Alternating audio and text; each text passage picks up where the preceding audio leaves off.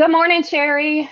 So I was just asking them where everybody was business wise and all of the things. So it sounds we have a lot of new faces that hopped on still since I even said that. But I think four clients was the most, two clients.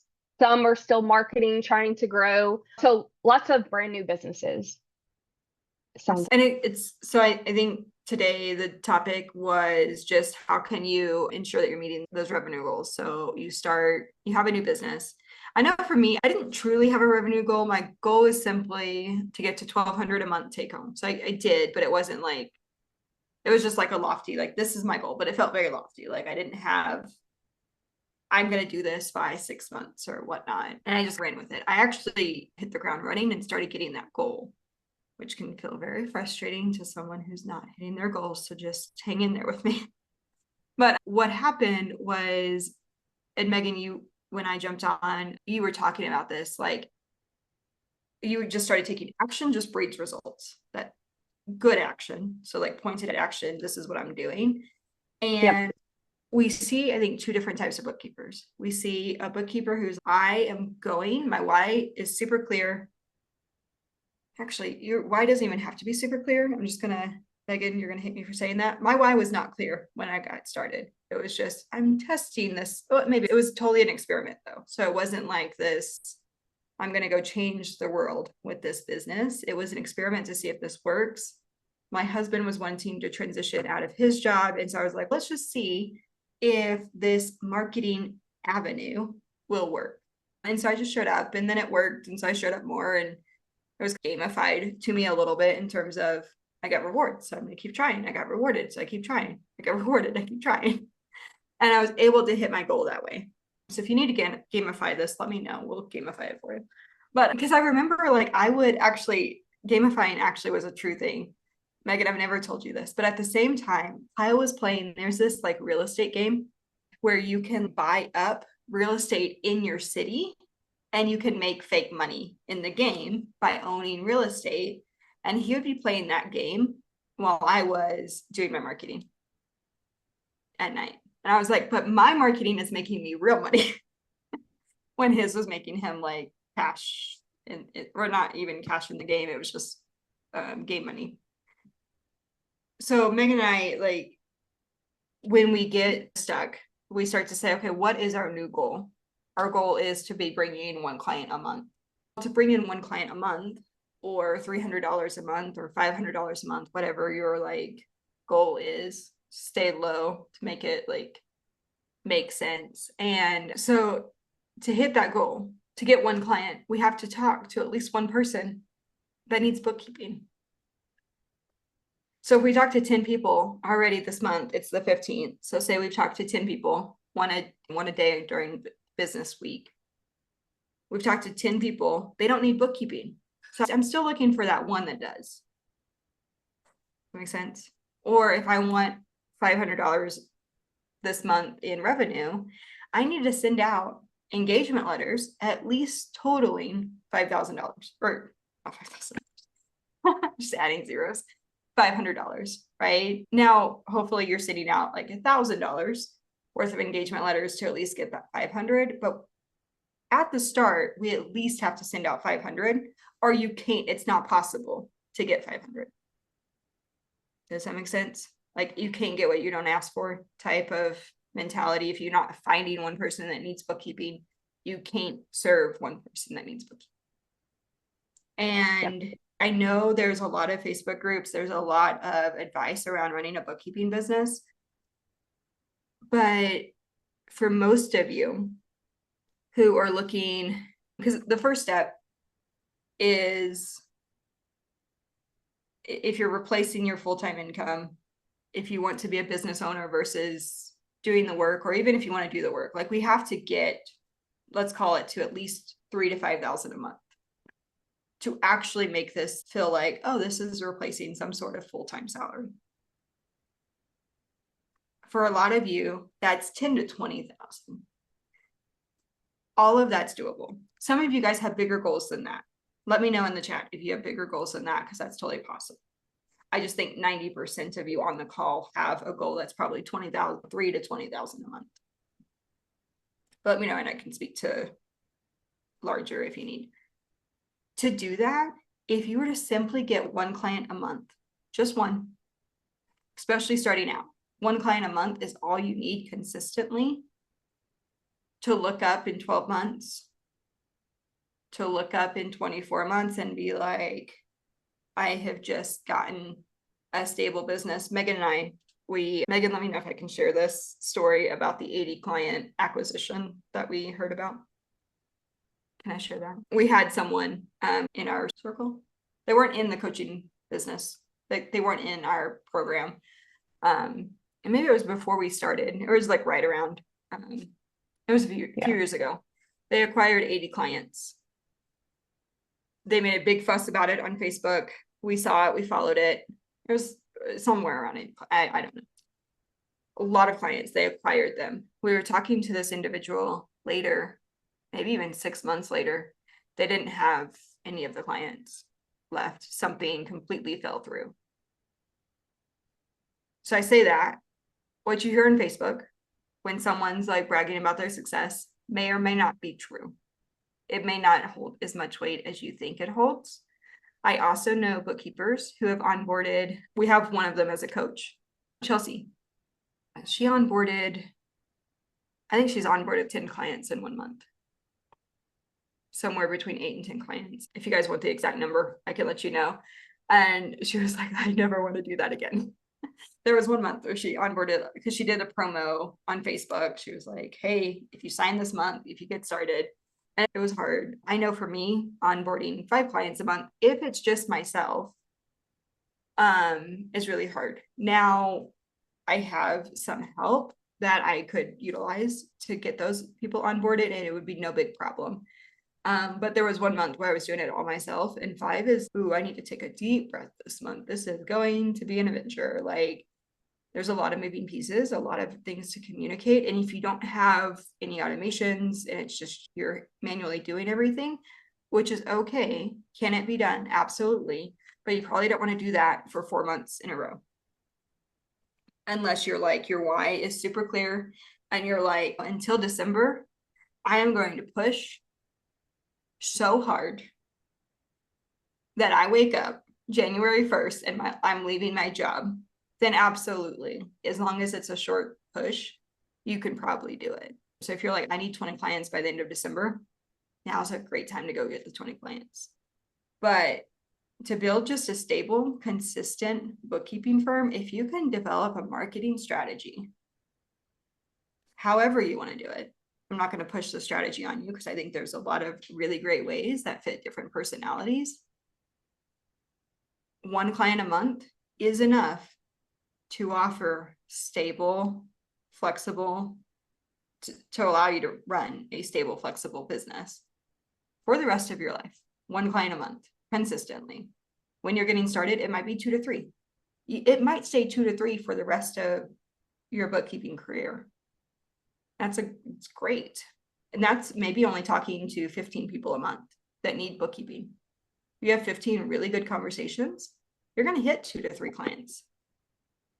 Because it's going to compound. So you talk to 15 people, you talk to 15 people last month, and so forth. You've done that 10 months in a row. You now have 150 people you are currently talking to about their bookkeeping. You have 30 of them, so you still have 120 people who run a business that will need bookkeeping. They might not be ready yet. They might hire someone. You might have gotten an email saying, hey, we went with someone else. I had this happen to me. So I started my email marketing. I was also on Upwork. So I had gotten someone who scheduled a call with me through Upwork. Hey, can we meet about my bookkeeping? Absolutely. That was in October. I got an email from them October, November saying, hey, we went with someone else. Great. I sent them an email saying, so glad you found someone that fits your needs. Let me know if you need anything in the future. January, I started email marketing because that was one of my goals. I told Megan, I was like, I want to accomplish this. And I started out by taking her advice of just sending, now this was her advice just on following up, but I applied it to getting started with email marketing. And I sent like January 1st or going into January 1st an email saying, hey, this is our holiday hours. Happy New Year. I'll see you XYZ date.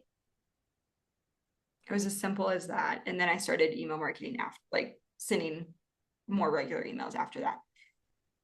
I didn't send a ton, guys. I think I was one a month because I really didn't have the bandwidth. It was just something I wanted to set up, something I wanted to do. So I didn't send that many. It would be embarrassing at how little I can commit sometimes to what I do. One a month. They sent me an email in April and they signed at a higher rate than I quoted them in October because their bookkeeper couldn't handle it. But I then was able to get into their books and say, oh, you didn't tell me everything. Like, it totally happens. I sent them a higher quote and they signed on the spot. So that was October to April. That's what, 6 months later? So I say that just because like when you're talking to 15 people a month, just 15. So that's one every other day. You're just looking to make a connection, get their business, however you're doing it. You run a business, you're either doing your bookkeeping in QuickBooks or you have an active bookkeeper doing your books in QuickBooks, meaning they're a potential client in the next 5 years, right? Allie, I said 5 years, it could be 3, but I also know the last 2 clients I onboarded had their bookkeepers for 10 years. 10 years. And they both just happened to be like, in a 6-month span, need another option. A lot has changed in 10 years in QuickBooks world, in just how things operate. Life changes in 10 years. So their bookkeeper might retire. Their bookkeeper, if you could outlast, I've got another story. But anyway, 15 real conversations, Megan, tell me if I'm wrong, should easily yield 2 to 3. And really good conversations, like they need a bookkeeper. Or they're in QuickBooks Online. They're like really running a business and they're not just starting a business. It's not just, oh yeah, I want to do Etsy. I just opened my shop and I'm going to try it for a year. I want them to be, oh my gosh, I'm in Etsy. It's taking off. It's such a blessing. I've hit the ground running. They're going to need a bookkeeper. They probably already need a bookkeeper, but they don't know it yet. I want to be marketing to that person, and or I want conversations of, I don't know where I stand. If I had known where I stand, I would have hired someone, like chaos types of conversations. Like I want to know where they're at with bookkeeping. The other story I was going to share that popped to mind, and I think I have found this to be true since high school. Like I learned this in high school and it is true like across the board. Sometimes all you have to do is outlast another person. So Megan said, earlier that she decided to 10x her marketing. So she went with quantity, probably over quality. Like she wasn't creating, and this is not an insult at all to, to anyone here doing that. She wasn't creating a bunch of videos that were heavily edited and had B-roll in it and all of these things when she got started. She was simply just sharing another post. She wasn't spending hours like contemplating, should I say this or should I say that? Should it be look this way? Should it look that way? So it wasn't like she put in hours upon hours of work on one post. She just put hours in to put multiple posts. So she did quantity, right? And she outlasted so many people. I have seen her business outlive other bookkeepers. And how many bookkeepers have shut their door that you've seen since you've started? That at the same time, sometimes you just have to outlast. You have to be stronger, willing to run the marathon and not just the sprint. And that applies to follow-ups, that applies to your marketing, that applies to doing the work well. You have to outlast the other person. We see this with bookkeepers who are closing their doors because they want to shift what they're doing. And so now they're like, I've got 5-10 clients. Can someone please take them? I need out. I'm done. And as you make connections with other bookkeepers, so it is important to make connections because they're going to start to trust you. And when they're ready to shut their doors, your door is open. but that takes outliving, that takes us making this a 10-year plan, not just a 6-month plan.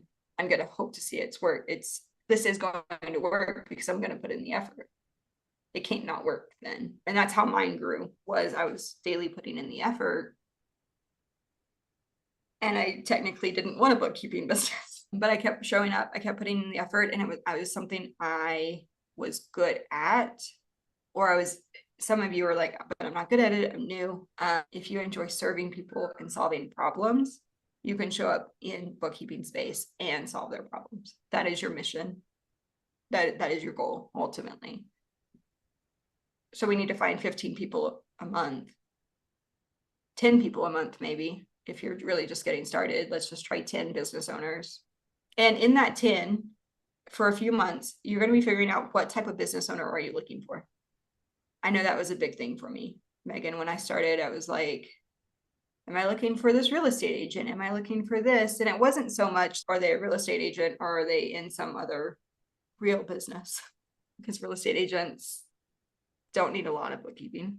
And they're I also know I know one thing when I started, like you saying that, uh, and I'm sure a lot of y'all are there, you always see everybody's niche down. What's your ideal client? I'm like, I've never had a client. I've never done bookkeeping. I have no idea what any of that even means. So it feels like it's scary and like overwhelming and like, how can I get a client if I don't know what my ideal client is, or I don't know what to niche down to? Cynthia hearted it, so I'm assuming you feel that, Cynthia. But like, it's okay to not niche down. It's okay to not know what that is to start off with. Because I can tell you who I thought, because everybody's like, do these exercises, figure out your ideal client, what's the type of person, like who I thought that person was, or even my niche was when I started my business, is not who that person is now 5 years later. Like, it's changed. And there's even been niches where it's like, oh, I really want to work with this industry. And then I get a client and it's like, no, I don't want another client like that at all. I was just talking to someone, one of our students, they have taken on a few e-commerce clients. And they're like, I love e-commerce clients now, because it finally clicked. They're now in a position where they can serve them. And then we have someone who just fell into a coaching niche because she got one client connected to a lot of coaches. Cynthia, you also unmuted. What were you going to share? Yeah, it's very difficult to make a decision about what you like when you've never done it before. Exactly. You know, It really is. I like doing the books. I do the books for my church, but it's a different type of bookkeeping than maybe I would do for somebody who's a solo. So I want to experience a little bit of everything so I'll know where I want to land. Yep.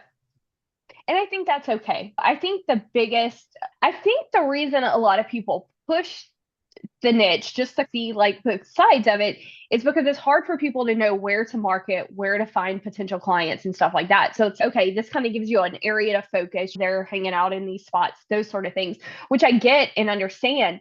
But a lot of times it's like you freeze up and you're like, I have no idea what I'm going to do. I don't know what kind of clients I'm going to market. So I'm just going to sit here and not do anything because I'm so overwhelmed with it. And that's 100% understandable. I think while you're under 6 figures, it can almost be really silly to niche, because niching will slow you down. Niching does one of two things. It's, as Megan just said, it slows people down, or it pushes you forward. But it only pushes you forward if you have enough conversations to land in like a hot pot of all of these people need bookkeeping. I use the example. I'm going to actually share the link to this book as well. You guys have heard me talk about Clockwork by Mike Michalowicz. One of the reasons I like this book is there's a story in it that's related to all of you. And it's a bookkeeper. You can find her on YouTube. She doesn't have a YouTube channel, but she's done some interviews talking about this Clockwork specific story. And what happened was she was working on growing her business. All right, I'm gonna post a link. And she happened to get on a podcast for e-commerce owners. So she was interviewed on this podcast. She got to present and in essence say, here's what I do, here's how I help, here's what you should be doing. She gave an invitation. So if you do a podcast, typically the last 5 minutes you get to plug yourself. The first 55 minutes is intros and just serving the audience, right? The last 5 minutes, you're going to plug yourself. She plugged herself, got back to her email, and she had over, I'm going to botch the story. It's been a while since I read it. She had way too many inquiries of, I want to start that 80 client example. She panicked. She called Mike Michalowicz and was like, oh, what do I do? Because I think she was consulting with Mike Michalowicz. What do I do? I cannot possibly onboard this many people. I can't even do this many discovery calls. Like, it will not happen. He's okay. I'm boarding a plane. When I get off, I'm gonna think about it when I'm on the plane. I will call you. Okay, great. And sometimes you guys feel like this when you talk to just one person, so you can relate with her stress a little bit. Okay, and Megan, I know you can with your first discovery call. Oh my gosh, I even want to, like, it's happening. Right. Moment. And so Mike calls her back and says, okay, let's do this. They sent an email to everyone saying, thank you so much for your inquiry. Our average client pays us about $850 a month. If you're okay with that, book a call here. And that weeded out a half of the people. She still onboarded 30 to 40 people from that one. Okay, so niching can be good, but until you're familiar with e-commerce, until you're familiar with real estate, it's really helpful, especially for new bookkeepers. I think the idea of niching is, okay, yeah, you're an accountant. You already know what you're good at. You already know the industries that you want to serve because you know the accounting in that area. So if you think about GAAP accounting, which is what the United States is based in, whereas like overseas is IFRS, so International Financial Reporting Standards. US applies GAAP. GAAP can apply differently to different industries. It's going to be executed differently. So if you have a niche that does a lot of lease accounting, you have to know lease accounting. And so when you're an accountant growing a firm formally, so think CPAs, think formal accountants, or like when I went to school, like I picked up specific industry related issues. So inventory management, inventory audits, inventory counts, like I audited those things. Niching is really good in those instances, but to the new bookkeeper, especially if they're under 6 figures, they're learning the world of accounting, they're learning bookkeeping, I think it really slows you down because you don't know what you don't know. And every single one of you on this call, I would argue, Megan, has at least one niche. But you are at least niched into the accounting software you're doing. You can be niched in the demographic you serve. Maybe you only serve your state. Because like when I was in Arizona, the only sales tax that I would dare touch was Arizona because I at least knew it, because I learned it in corporate. If I had not learned Arizona sales tax in corporate, I would not touch a bookkeeping, like a sales tax client, over my dead body. I hope that's okay to say on a podcast, and I don't touch other states' sales tax. I will not take that on as a service because I think there's a lot of liability and I just don't know their laws. There's a lot of things I see when people do Arizona sales tax that they actually get wrong because they simply don't know that they're required to do it a certain way. And you do that by learning. You do that by learning the state, reading the regulations, reading the rules. So I will not touch sales tax in any other state. They can go through like tax jar. There's another one. It starts with an A that I will botch the name, so I don't even bother. Avalara. So those two, like, they're third parties that are like designed to track. Do they have nexus? Have they hit a certain milestone that require them to file sales tax? Then they actually know how to file the sales tax and to hit all the buttons and fill in all the blanks. And just because I know Arizona, I know a lot of people miss some of the filling in that's required. So I just don't touch. I don't touch what I don't know. But I know bookkeeping and I know QuickBooks, right? I also know other softwares. I know Microsoft Dynamics and Xero and desktop. I'm getting weaker in desktop. I've had clients in Odoo. I've had clients in Wave. Megan's had some clients in Wave. I have not had any clients in FreshBooks, but like the software itself can be a niche. I know I started getting a lot of requests from the software called Odoo, and it's an open source software. So anyone this is going to sound really bad, but especially to the people who are like, the government's in every hands and corporations, and I would rather support like open source type software. Odoo is a good place for that. And so I got listed on their website, and I was getting a lot of inquiries, but I decided I didn't want to niche into that software, because if you don't set it up, it doesn't work. And I can only go so far with coding and setting up. So thank you, Allie, for doing that every day now, because I can take it so far. And then I think I just lose interest in trying after a certain point, because it's like learning a new language and I'm just done. So if you have coding experience, there's a niche for you. So you all have a niche. You're looking for a business owner who's using or is interested in using QuickBooks Online. Okay. I don't know how many of you guys are signed up for next Tuesday's call, but hot tip, for instance, if you're trying to figure out, okay, and Allie just posted the link, and we can always talk more about this in the VIP section if you are interested in that. But as an example, you're like, I don't even know feel free to raise your hand. I don't even know where to talk to business owners. I don't know where to find them. We've heard that said a lot in the last 3 months. I don't even know where to find call it warm body that is a business owner. We want to call them out. Do you use QuickBooks in your post? Are you interested in using QuickBooks? Doing a poll, do you love or hate QuickBooks? That would be an easy post, but you could take it so far as, if you're doing email marketing, doing a quiz. And the quiz could be, are you in the right accounting software? And then you would ask them questions that helps them know, is QuickBooks right for you? If QuickBooks is right for them, you would prompt them to sign up with you and then walk them through a funnel. Man, I'm probably I want to do this quiz now. The things I come up with on the fly. But we want to call them out. Are you in the right software for you? If they're in Wave, but they have AR, it might not be the right fit. Right? Or if they're invoicing or whatnot, or are they on the right level of QuickBooks subscription? Is their bookkeeper serving them well? What type of questions get them to raise their hand? Oh, wait, you're talking, what? That's a thing? You want them to interact on your post. So it's always just about, is your chart of accounts set up correctly? Guys, most business owners accounts mean, and they'll tell you, oh, you're using fancy terminology. And I wish I was kidding. No, yeah, definitely not. Look, I'll say this, as y'all are having conversations with business owners, notice the terminology that they are using about those things.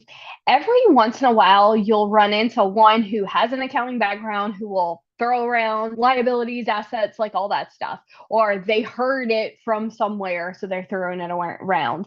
But notice the terminology that they're using, notice the pain points that they're saying, and use that stuff in your marketing, because that'll go a very long way. Because I've had so many business owners tell me that I don't have an accounting background.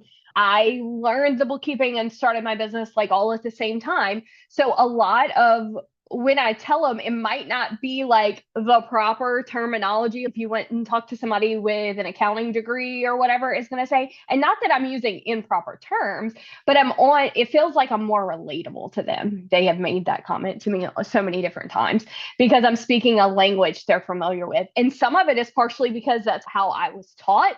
That's how I understand. I want to know all the things. Like if you threw liability and asset at me, and I had never had my bookkeeping business before, I didn't know what that meant. They don't either a lot of times. They didn't get in business to do bookkeeping. Unless they're bookkeepers. They did not. Some of them are like, oh, I come from corporate. I decided to start this business. And again, actually, you had an example this morning. They think they know. I've encountered business owners too that they think they know how the process is supposed to work because they submitted expense reports, they submitted receipts. They think they know. Nope. You're like, that's cute. Good job. Yeah. But like we know where they're coming from, or And I have worked in those environments where like you have an operations manager who is in charge of making sure all of their team submits their expense receipts for their WEX cards or employee cards or whatever. You have the person who was only accounts payable. So they know the accounts payable side. You had someone who is only accounts receivable, or you have a staff accountant who's only expenses. And so that's the profit and loss, and they don't understand the balance sheet.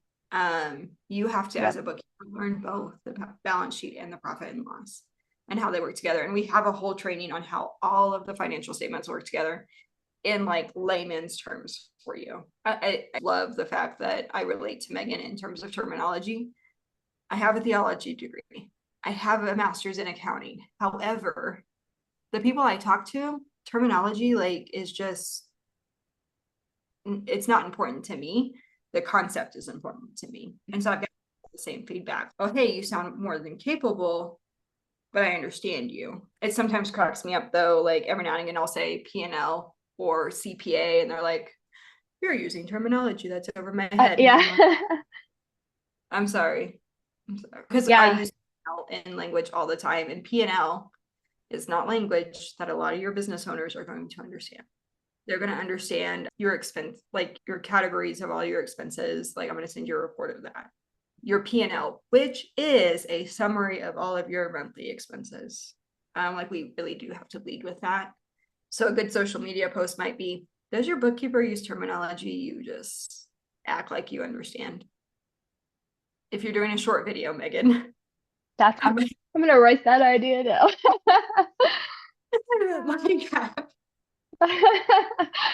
I can come up with more than I actually implement in life, guys. This is why I need a shirt that says I make people money. I'm an idea generator. Okay, so I hope that was helpful. If we want $500, the whole goal of this was to point out we do need, if our goal is $500 a month, we do at least minimally have to send out $500 worth of quotes. We have to ask for it, or we can't get there. I would recommend sending out more than 500 if you do want 500, but you at least have to send out 500 to even hope to meet that goal. This is why I love our 5-day marketing challenge, because it physically adds up in total how much you've quoted or how much value you have. Yep, definitely. So I just wanted to that comment you made, just remind, so we just finished Fear is Not the Boss of You in the paid group. And one of the last quotes that she said was, God cannot steer a parked car. And that is so true. So that $500 is your goal. Like clients are not just going to fall in your lap. Like you have to be doing something, having the conversations for it to happen. So it's not because it's not meant to be or whatever, but like you have to be in motion doing something as well. Yeah. We have a theme here that action breeds action, which might sound pretty odd, but like action breeds some sort of action, even if it's just calling up some, like getting on a one-to-one saying, or what's my next step? Attending the VIP session or the masterclass next week. What is my plan? And I'm going to execute this plan for the next 30 days. And that's entirely what next week is for. In motion, 10x, yeah, absolutely. You're spot on. And sometimes that also might be 10x the effort. So earlier I said quantity versus quality. If you're really skilled at doing like complicated videos or something that, or training videos or whatnot, you might just need to 10x the effort on what you put out. Yeah. But as you're learning, 10x the quantity is enough. Don't make it complicated so you don't stop, right? Yeah, don't show up and do something for sure. I was going to say something else and I forgot. Sorry. Was it about effort, quantity, quality? I was trying to think of words I said. But an object in motion, and that would be true. I don't know if any of you are. I know for me, when I started, it was, so again, I started on Upwork. I'm not currently on Upwork, but I still think, I still get inquiries from Upwork, which is really nice. But when I said I gamified it, 3 to 5 a day. So I would respond to 3 or 5 people saying, hey, I'm looking for this. And I would respond saying, hey, I can serve you in XYZ. I have a whole format of exactly what I did. And I used that model to 4x my income in 3 months. So I took it from like 3,000 a month to just, it was about 12,000 at the end of that 3-month period. Lots of cleanups, lots of chaos. I don't recommend that, but if you're like, I need to quit my job before December, that would be one of the things I would do. I would just get as many quotes out there as I possibly could. Because if you want to hit 12,000, can you get $120,000 worth of quotes out into the world? That would be 10x, right? But Yeah, I don't and want just to stop someone, but like 10x the effort. And remember, like, you're dealing with people's finances, so they have to know and trust you to be able to hand them over. So, like, when you're doing the posts, when you're doing the marketing, how can you help people get to know you? So, is that some in-person networking, going face to face, because that gains trust? Is it doing some videos and showing up? Is it being real on social media? We talk about that all the time, like you not putting on a show and because I posted this, y'all want to go post it. No, what interests you? What kind of people do you want to attract? Definitely keep that in mind too. I think we're at time. If you have a question that you didn't get asked, feel free to ask it real quick and we'll stay on to answer it. And then we'll hop off and let you guys enjoy your weekend. We're both looking forwad to, right, we're all looking forward to Megan, Allie, next Tuesday, just because it's really fun to explore other options when it comes to marketing, especially if you're stuck. I think this is one of the best ways I get myself unstuck is I evaluate my process and I say, what is fun? I actually got one of my first clients in 2015. She was more like an employer, but my first ever freelance bookkeeper came because I said, I'm looking for something fun. And as an accountant, accountants aren't perceived as fun. And so she was like, you're hired, because that was really early on in the coaching. She was a coach really early on. She was a relationship coach. And I learned a lot from just working around her, but it should be fun, especially if you're going to commit the next 10 years to something. You have full permission to make it fun. Yep. So at the end of the day, this is your business. You can do what you want. Richard says, how long do you try an approach until you decide to pivot? I don't know if it's go ahead, Megan. I've got two thoughts. No, I was going to say that. I was going to say, I don't know if it's specifically, I think it depends on how long, but how much effort are you putting in? And are you doing all of the things that go along with that? Because Facebook, okay, if you're just posting on Facebook, you're probably, and you do it for 90 days, you might not get any traction because there's so many other pieces that go along with that puzzle. So I think if you're doing all of the pieces and giving it like your full effort, I would say a good 60 to 90 days, you should be having conversations, getting quotes out. It took me 2 weeks, I think, before I had the first person reach out of marketing 5 to 10 times a day. Same. So why my brain just went blank. What is the guy who just did, I can't even believe, Allie, you'll know who I'm talking about. Megan, you will too. Beard guy, gym owner, entrepreneur, just made a splash. What is his name? Alex Ramosi. Thank you. Oh. I was like, I don't know why I just drew a blank. He did a video. I didn't know he was a gym owner. Supplement. That's how he got to start. He started. Yeah. Anyway. I did not realize that.